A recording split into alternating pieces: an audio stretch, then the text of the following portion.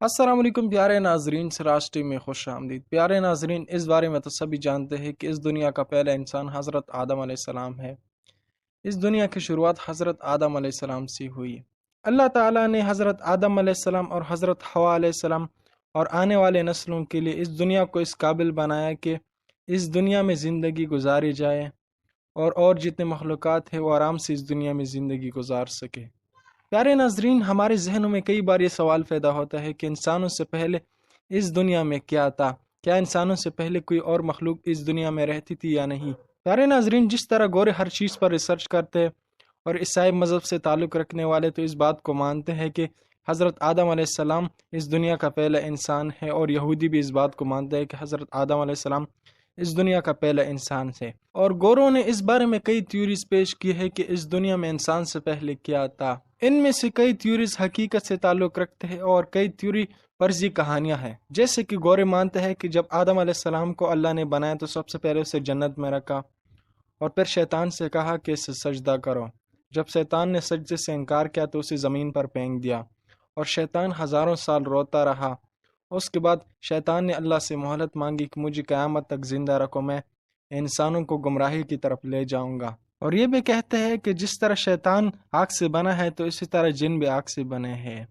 انسان سے پہلے جن تھے اس دنیا میں ہزاروں سال پہلے۔ کہا جاتا ہے کہ جنہوں نے اس دنیا میں فتنہ فساد مچا کے رکھا تھا تو اللہ نے ان کے خلاف فرشتوں کی ایک فوج بھیجی، فرشتوں نے ان سے جنگ کی۔ اس کے بعد جنوں کا ٹھکانہ سمندر اور جزیرہ ہے۔ اس کے بعد گوروں کا کہنا ہے کہ اس دنیا میں انسان سے پہلے ڈائناسور تھے۔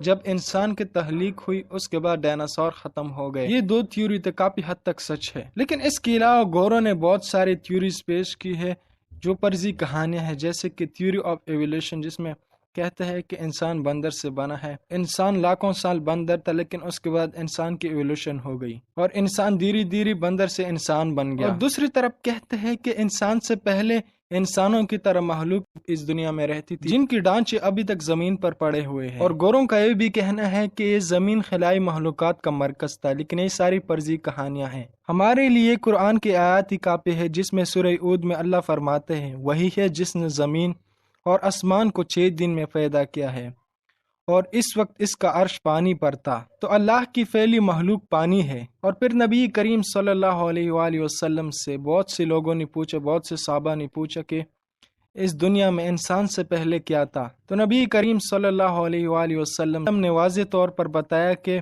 صرف اللہ تھا اور اللہ کا عرش پانی پر تھا۔ تو پیارے ناظرین، آج کی ویڈیو اتنی تھی، ملتے ہیں کسی اور ویڈیو میں، تب تک کے لیے اللہ حافظ۔